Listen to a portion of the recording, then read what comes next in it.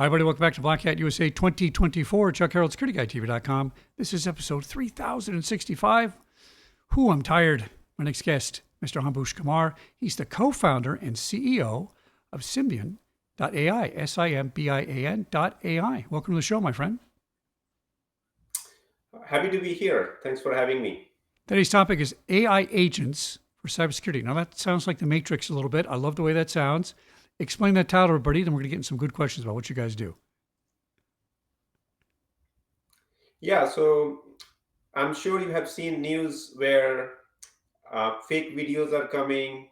People are putting AI-driven software or avatars, fooling people into thinking that they are talking to real human beings while they are AI bots. So that's on the bad side. We are using AI, building AI agents for good things. So organizations can take our AI agents and give them some tasks, and those agents will keep them secure. Now, I love the way this sounds, but there's always a but in there. AI scares people, right? Because it's new. People are saying, "Oh, AI. What about this? What about that?" Is this generative AI or large language models, or what's the basis for generating your agents? Yeah, good question. So it is generative AI, but we also use a traditional or classic version of AI in between. But the big breakthrough has certainly been large language models and generative AI. So we are using that to power our agents. Well, I agree with your premise that if we want to control security, we have to have solutions driven by AI. It's just the reality. There's no way we can not use AI. But as is always the case in security, when somebody's looking at a budget, defense can't be greater cost than the cost of the loss. I think we're past that. I think any AI loss is going to exceed the cost of your protection. Am I right about that? Yeah, in fact, it's fantastic topic. I'm glad you asked. So if you are working in healthcare and your boss comes to you and says that, hey, should we use AI or not? You should probably use AI because it can bring down your cost, make your hospital, run better, etc. But you will survive if you don't use AI. That's not the case with cybersecurity because hackers are, going to use LLMs. They are going to create advanced malware. They are going to take one bad piece of code, turn its, polymorph it into something else so that it does not get detected. They are going to do lots of realistic, phishing campaigns and do lots of damage. So previously, if I wanted to find out some zero-day vulnerabilities in software that you are using, I might have to go and hire some really, expert cybersecurity researchers and pay them lots of money, wait for a month or two or three, depending on complexity, and then they would find some vulnerability. Now with generative AI, that's no longer the case. You can just put one gen AI software, and it can within minutes or seconds find out some vulnerabilities. So cost of attacks have gone down significantly, and it's going to go that way. And if a hacker can do a damage that costs the hacker, let's say, fraction of a cent, and you on the defense side need to spend $1,000 to protect you, you are just going to go bankrupt. So there is no way we cannot use AI agents on defense side. So future of cybersecurity is going to be predominantly AI first. And wherever AI fails or is unable to do something, this is where traditional way of doing security will come in. Now, let's flip that model around. I'm a bad guy, and it's costing me way more time and money to attack you because you are using AI. That's a deterrent. I'm going to go to the low hanging fruit down the street where the guy has no security. So, is AI capable of flipping that cost analysis back onto the bad guy side and saying, you know what? Financially, this is not a good investment for you to be a bad guy? Yeah, absolutely, absolutely. And I take pride in building a solution that will reach even the smallest companies and not so sophisticated and not so big teams. Because fact of matter is, if you are largest bank out there and you have hundreds of millions of dollars of budget on security, you can afford to put a sophisticated team.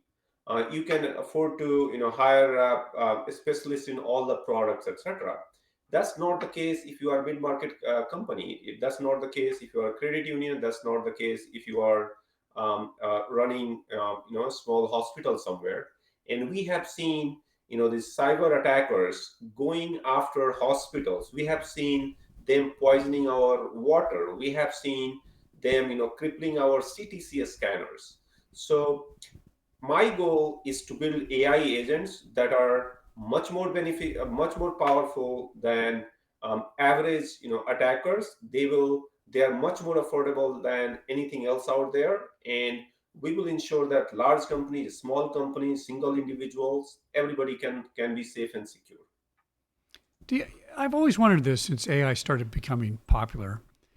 Uh, let's say your agents are out there doing a great job, and the bad guys develop their own agents because that's kind of what happens. They try to mirror the attack and the defense.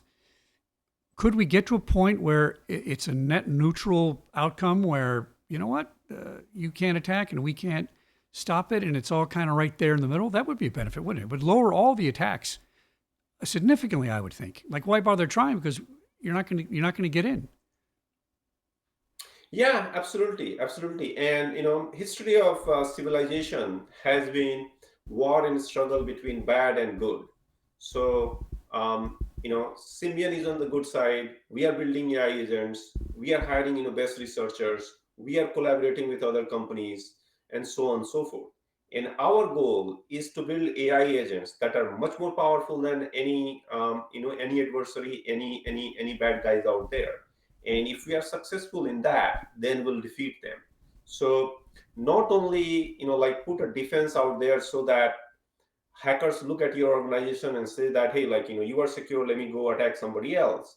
We'll do that, but we'll go one step further and we'll ensure that everybody has access to the world's best defense, and at a price that they can afford. And that way, like nobody has to die because your CTC scanner was ransomware. Well, listen. I talk to people about that all the time. It is very, very serious. It's not a matter of me stealing money in my bank account. It's turning off all the life support systems in a hospital, turning off the electricity in the United States for a week.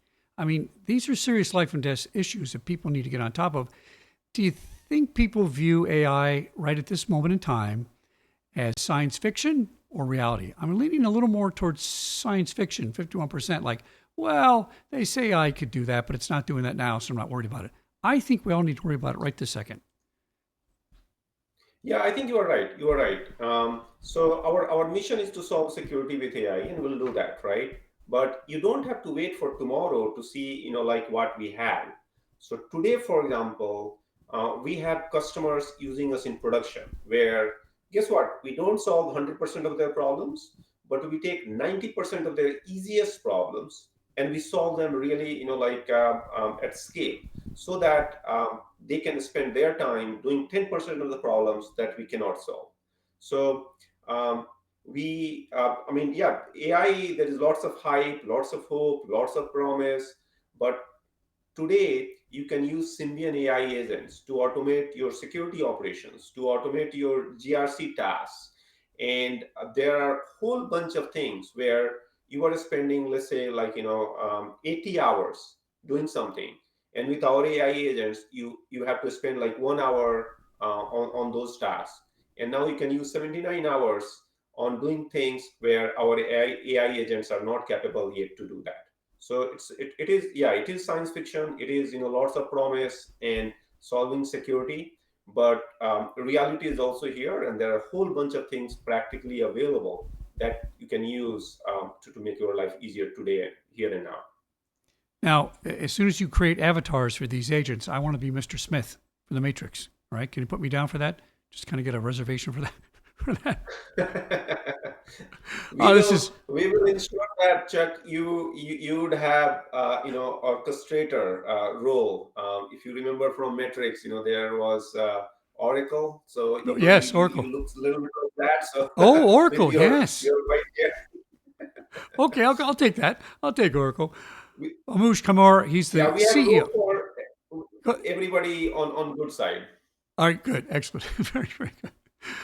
Mr. Kumar, he's the co-founder and CEO of Simbian.ai. Check him out. I bet you had a great Black Hat show, and I look forward to speaking to you in the future. This is cutting edge stuff, super fascinating. And again, boy, the best minds come out of Black Hat, don't they? It's just amazing, all the people I interview. And I'm so happy this is taking off. And I want to hear some more stories next time we talk. Real life stuff, all right? Thank you. Looking forward. Thanks for coming on the show, my friend.